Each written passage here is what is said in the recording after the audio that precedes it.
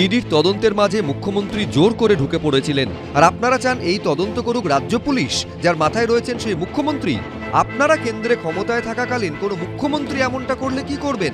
মঙ্গলবার আইপ্যাক মামলার শুনানিতে মমতা বন্দ্যোপাধ্যায়ের আইনজীবী কল্যাণ বন্দ্যোপাধ্যায় এবং কপিল সিব্বলের উদ্দেশ্যে বারবার এই প্রশ্নই ছুড়ে দিল সুপ্রিম কোর্ট। এদিন সুপ্রিম কোর্টে বিচারপতি প্রশান্ত কুমার মিশ্র ও বিচারপতি এন.ভি. আঞ্জেরিয়ার বেঞ্চে আইপ্যাক মামলার শুনানি ছিল। শুনানি চলাকালীন মমতা বন্দ্যোপাধ্যায়ের আইনজীবী কপিল সিব্বল বলেন, ইডির তোলা সিবিআই তদন্তের দাবি আদৌ গ্রহণযোগ্য নয়। এই মামলার তদন্তের অধিকার রাজ্য পুলিশের রয়েছে। ইডি আধিকারিকদের উচিত ছিল পুলিশের কাছে অভিযোগ জানানো।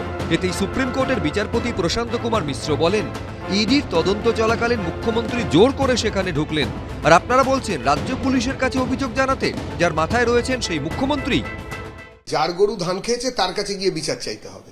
তৃণমূলই পুলিশ নিয়ে যাবে, তৃণমূল লুট করবে, আবার তৃণমূলের পুলিশের কাছে গিয়ে বলবে ওহো এটার একটা বিচার চাই। তো এই জিনিস তো চলতে পারে না, আর এই জিনিস চলেও না। কোনো গণতান্ত্রিক পরিসরে ভারতের যে সাংবিধানিক পদ্ধতি তাতে এটা চলবে না।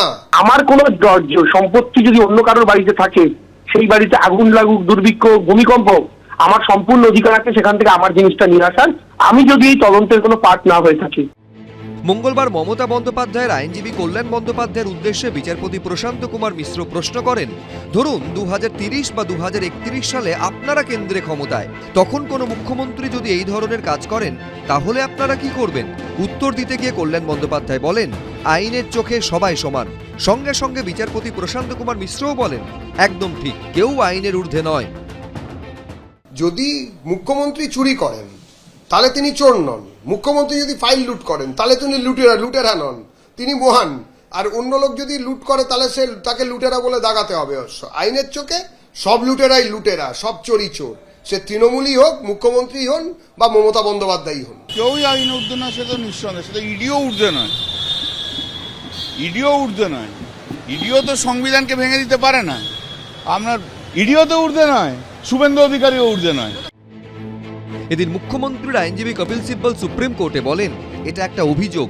সলিসিটর জেনারেল তুষার মেহতা পাল্টা বলেন, মুখ্যমন্ত্রী সংবাদ মাধ্যমের সামনে দাবি করেছিলেন তিনি সেখানে গেছেন এবং কি কি জিনিস নিয়ে বেরিয়ে এসেছেন। So my hard disk, phone, hard disk, all they are collecting. দুপক্ষের এই সওয়াল শুনে সুপ্রিম কোর্ট বলে, সবসময় কোনো না কোনো তথ্যের ভিত্তিতেই অভিযোগ হয়, এই কারণেই সিবিআই তদন্তের আর্জি জানিয়েছে ইডি। পাশাপাশি বিচারপতি প্রশান্ত কুমার মিশ্র মমতা বন্দ্যোপাধ্যায়ের আইনজীবী কপিল সিব্বলের উদ্দেশ্যে আরও বলেন, ইডির অফিসারদের মৌলিক অধিকার খর্ব করা হয়েছে বলে অভিযোগ। তাদের অভিযোগ সম্পর্কে কি বলার আছে বলুন, না হলে আপনি কিন্তু সমস্যায় পড়তে পারেন। কপিল সিব্বল তখন বলেন, সরকারি কর্মীরা কাজে গিয়ে বাধার মুখে পড়লে মৌলিক অধিকারের দোহাই দিতে পারেন না।